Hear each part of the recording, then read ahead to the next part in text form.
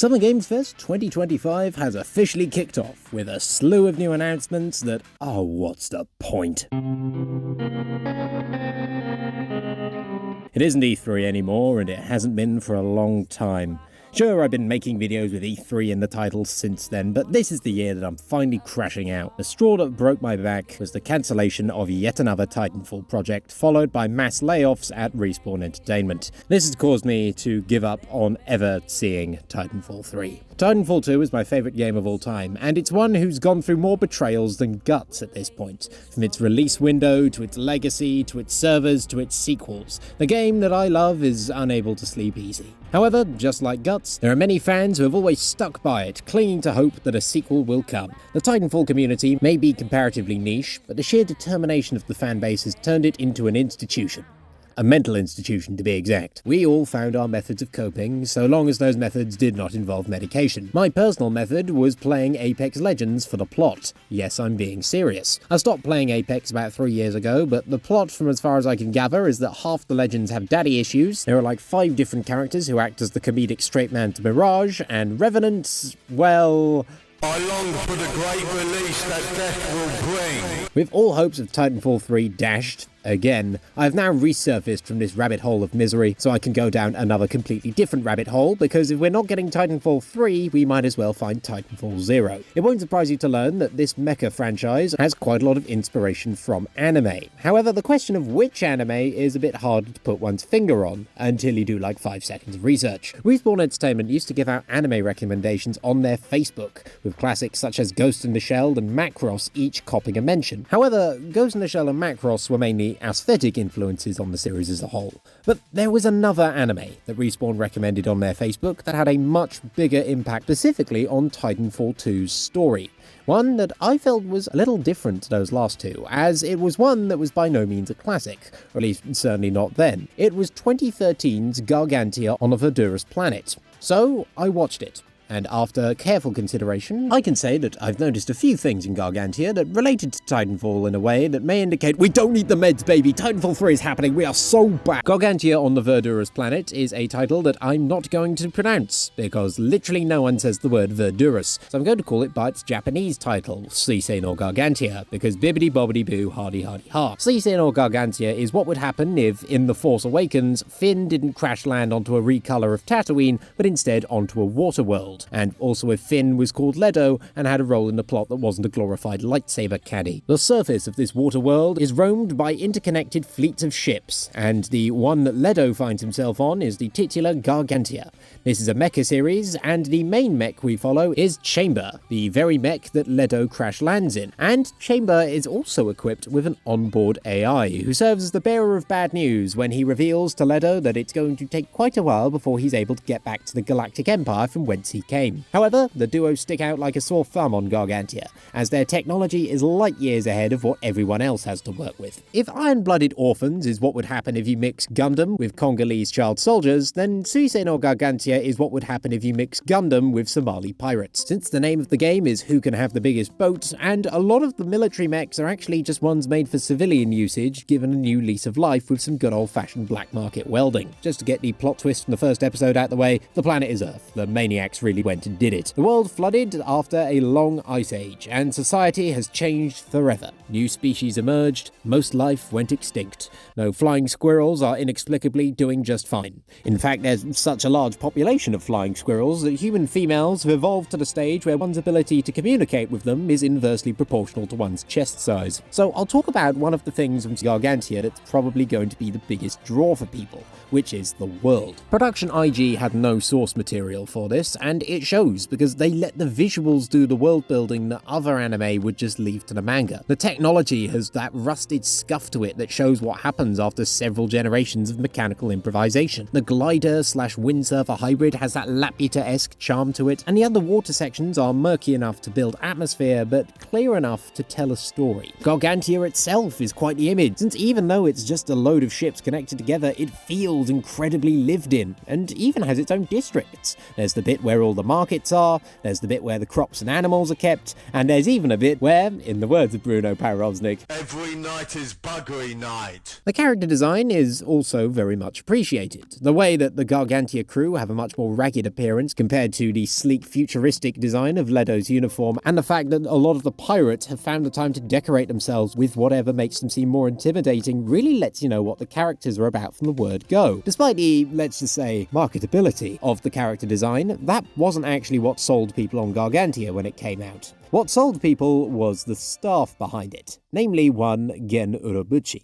Suisei no Gargantia was penned by the same man behind Fate Zero, Madoka Magica, and Psycho Pass. This was during his golden era, at a time before the words Urobuchi made a mecha anime conjured up images of thought we agreed not to talk about it again. Urobuchi is considered the anime version of General Haig, given the amount of characters he sends into a meat grinder, and to an extent, he even became a bit of an anime Shyamalan, as a lot of his shows have a habit of sudden plot twists where they turn out to be much darker than it initially seems. Gargantia is no different, since the first half of the series is pretty easygoing, all things considered, as it almost becomes a slice of life. But what mecha sci-fi show can't use a little conflict? So things become a lot more brooding from episode 7 onwards. The latter half has a much more muted colour palette and features more battle set pieces, or to put it in simpler terms, Brown action! the question of why Earth and the universe at large is the way it is gets answered, and it's a plot twist you're just going to have to come and see for yourself. As in literally come and see, because the twist is that war is Lebad. There's even a bit where the protagonist realises just how Lebad war is and has a Shinji Ikari-esque moment in his cockpit where he breaks down realising that I'm a psycho! But even if this is a plot twist that you could probably guess within the first 5 minutes of episode 1, there is a saving grace. And that saving grace is the fact that the show kind of ignores Ledo's reaction to this info and switches gears to how Chamber and other AI characters deal with the plot twist. It allows for Urobuchi to do something that I personally like him doing, even if others don't, which is have the characters start philosophically jousting with each other. It means to me that this show thinks it's deeper than it is, given the tone, but the philosophical discussions make things feel more interesting than they actually are.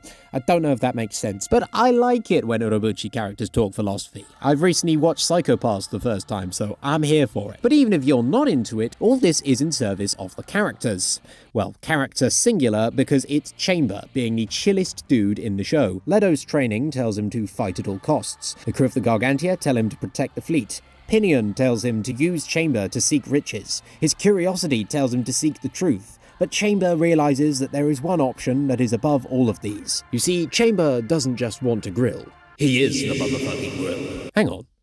That shot looks familiar. So the reason I made this video, how Gargantia's legacy is Titanfall 2. Titanfall 2's campaign was a western mecha story inspired by Gen Urobuchi anime before those words conjured up images of it isn't a stale gag if it's a different punchline. If you go into Gargantia having played Titanfall 2, then it's very easy to spot what was used as inspiration, as both follow a foot soldier taking part in a botched mission in which their mentor carks it and they end up getting stranded on a largely abandoned planet which has an ancient superweapon on it from a long-lost civilization. The protagonist must learn to navigate a new environment and to rely on their mech and the AI within it, as it's the only thing preventing them from getting their shit kicked in by the planet's inhabitants. Where the two start to differ is in the relationship between pilot and mech. Jack Cooper and BT meet for the first time on Typhon after Lastimosa's last words boil down to free Titan, batteries not included. Meanwhile, Ledo and Chamber have been working together for a long time by the start of Suisei no Gargantia. The central dynamic in both of these stories is the relationship between man and machine, with a focus on the mechanical learning to become more human. And in Titanfall 2, it's obviously Cooper who teaches BT to understand how us fleshy humans feel. But in Gargantia, the machine is the one teaching the human to be less robotic. Chamber acts as Ledo's translator and to a lesser extent mediator with the crew of the Gargantia, and Chamber has to find a way of convincing Ledo to forge his own path using language only really designed to express directives from Central Command. And I think this dialogue style is quite unique and could have even inspired some of the best exchanges in Titanfall 2. Both Suisei no Gargantia and Titanfall 2 even end in the same way. I'm not going to spoil what happens in either of them, because I want you to check out both of the things I'm talking about today,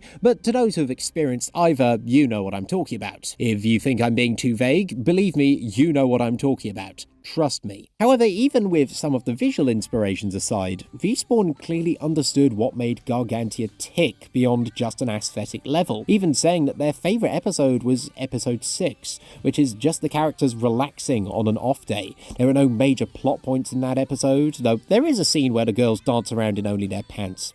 I mean, other things happen as well, but that's the headline event. What Respawn did was not some hollow plagiarism of Suisei no Gargantia, it's just that Suisei no Gargantia led Respawn to understand they could also elevate their mecha story by putting the pilot and mech relationship at the forefront. It was not stealing, because it was merely taking an ingredient that went into Gargantia and then putting their own spin on it, on top of all the other amazing things they were doing with the gameplay in that campaign. Titanfall 2 is an overflowing grail of originality, with many of the level concepts and set pieces being ones that you can rarely see anywhere else. Now, you could argue the bit where you're running away from the ticks out of fear they'll explode on you from behind was inspired by a bit out of Gargantia. You know the one. To me, the main reason I find the Gargantia and Titanfall connection interesting is not necessarily the fact that my favourite game was inspired by an anime, but more so that they were so direct with their inspiration. Occasionally, a piece of Western media has been inspired by anime, but they go about their influences much more distantly. The creators of Stranger Things cited Elfen Lied as an inspiration for Season 1, but the characters in Stranger Things are only horny metaphorically instead of literally. Firefly and Cowboy Bebop share a suspicious number of similarities, and there's still plausible deniability that Firefly was based on Bebop because it ironically features more cowboys than the show with cowboy in its title. So the fact that Titanfall 2 didn't shy away from how much the creators loved Suisei no Gargantia is all the more commendable, especially as at the time Titanfall was released, Gargantia was only 3 years old. That's like if the main inspiration for this year's COD campaign turned out to be Licorice Recoil. Obviously, that's not something that's going to happen, since that's a setting where wacky skins would actually fit the aesthetic and tone, so Activision would reject it for being too sensible.